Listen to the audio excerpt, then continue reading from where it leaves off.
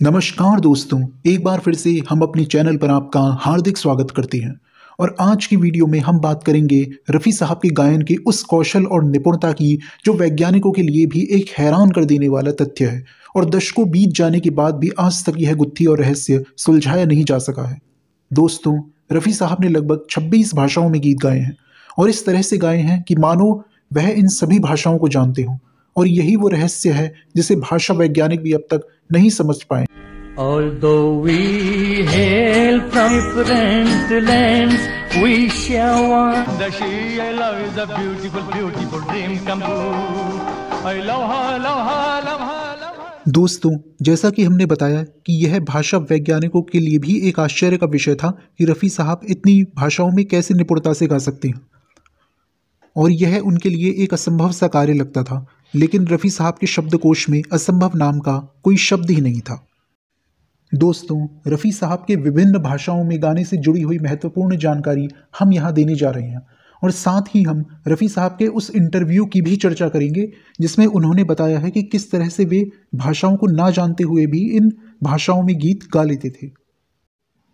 रफ़ी साहब ने 1980 में बीबीसी को एक इंटरव्यू दिया था और जब उनसे यह पूछा गया था कि बिना किसी भाषा को जानते हुए भी वो इन भाषाओं में कैसे गीत गा सकते हैं, तब रफ़ी साहब ने बताया था कि ऐसे गीतों को गाने के लिए रिहर्सल ज़्यादा करनी पड़ती है और साथ ही उन्होंने इसका श्रेय ईश्वर को भी दिया था। तो आइए सुनते हैं उस इंटरव्यू का एक अंश। यानी ये कि हमारे पैदा होने से भी शायद कई वर्ष पहले से आप गीत गा रहे हैं, तो इतने लंबे अरसे में आपने लगभग कुल कितने गीत गाए होंगे? मुझे मालूम है कि आपकी गिनती तो शायद पूरी नहीं आपकी पता होगी, अंदाज से। ऐसे मेरा अंदाजा है कुछ 25-26 हज़ार कहने जाएंगे। 25-26 हज़ार। जी रफ़ी साहब, कितनी भाषाओं में आपने गीत गाए? हर भाषा में, बंगाली, इंग्लिश, गुजराती, मराठी और पंजाबी, तेलुगु, अरबी में। यानी भारत की भाषाएं और भारत के बाहर की भाषाएं भी।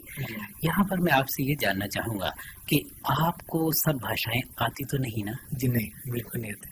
तो इसका क्या राज है? हमारे सुनने वाले ये ज़रूर जानना चाहेंगे कि भाषा ना जानते हुए भी आप इतने उन गीतों को इस ढंग से गा लेते हैं कि उन भाषाओं के लोग ये नहीं जान पाते कि इनको भाषा आती है या नहीं है। तो कुछ ऊपर वाले की बहुत मेहरबानी है, खुदा की, भगवान की, सब उसकी मेहर है। कुछ गॉड गिफ्ट है। वैसे ऐसे बाकी उर्दू गाने मुझे सिखाते हैं लोग, मैं उसको अपने उर्दू में लिख लेता हूँ, तो फिर मैं गा लेता हूँ, कोशिश करता हूँ गाने के वैसे से। इसके लिए तो बहुत मेहनत करनी पड़ती होगी, क्योंकि मैं कुछ ज़ुबानें सीखी मैंने, तो उनका उच्चारण, उनका जो एक्सेंट है वो सारा जो बड़ा मुश्किल है, तो उसके लिए आपको काफ़ी मेहनत करनी पड़ती है। जी हाँ, जी हाँ, वो थोड़ी देर से ज़्यादा करनी पड़ती है। जी हाँ। रफ़ी साहब,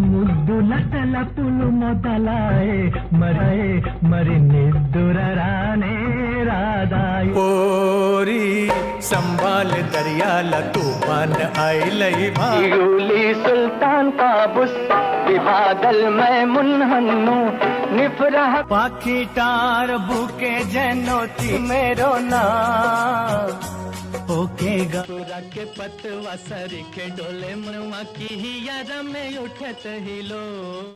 दोस्तों, रफ़ी साहब संभवतः इकलौते ऐसे गायक हैं जिन्होंने न सिर्फ सभी भारतीय भाषाओं में बल्कि फ्रेंच, इंग्लिश, अरबी, फारसी, डच और सिंगला जैसी विदेशी भाषाओं में भी गीत गाए।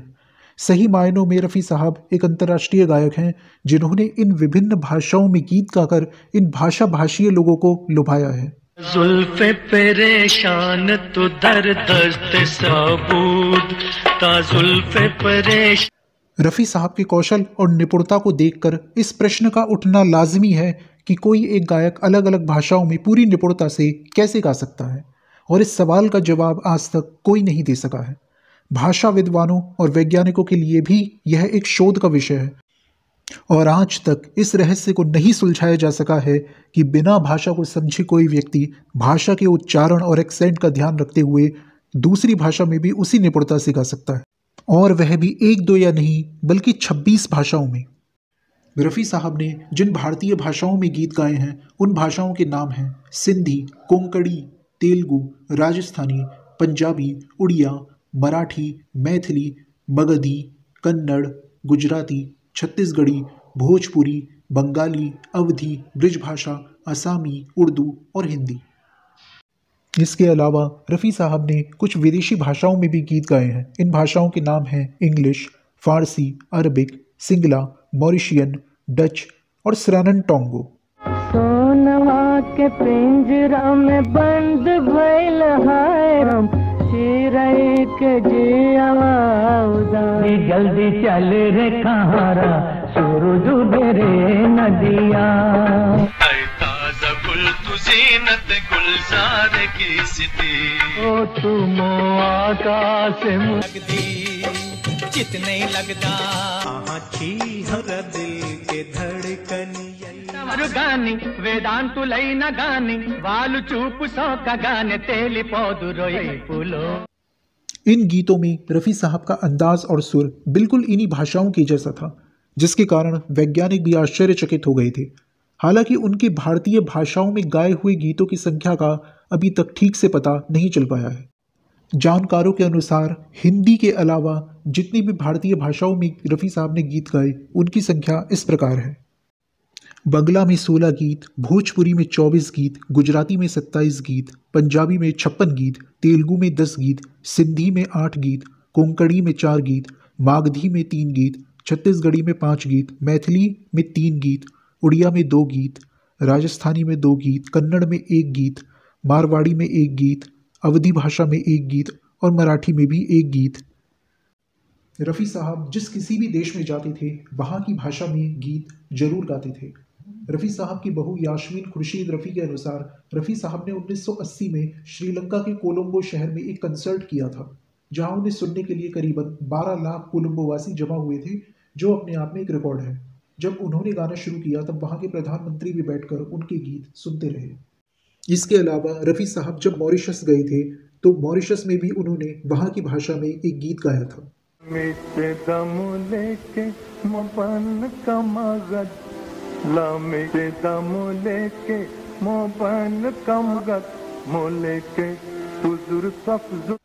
रफ़ी साहब ने जो गीत अंग्रेजी में रिकॉर्ड किए थे वो उनके ही गीतों जैसे बाहरों फूल बरसाओ और हम काले हैं तो क्या हुआ की धुन पर आधारित थे। इन गानों को तैयार किया था जाने माने लेखक, कवि, अभिनेता और स्वतंत्रता सेनानी हरेंद्र नाथ चट्टोपाध्याय साहब ने, और इन गीतों में संगीत दिया था शंकर जयकिशन साहब ने। Although we hail from distant lands, we share one earth. I love is a beautiful, beautiful dream come true. I love her, love her, love her, love her so. जानकारों के अनुसार इन गीतों की रिकॉर्डिंग के समय अंग्रेजी के विद्वान हरेंद्र नाथ चट्टोपाध्याय साहब भी हैरान हो गए थे, क्योंकि रफ़ी साहब ने अंग्रेजी के एक्सेंट और उच्चारण का बिल्कुल सही प्रयोग किया था। The world is one, although we hail from.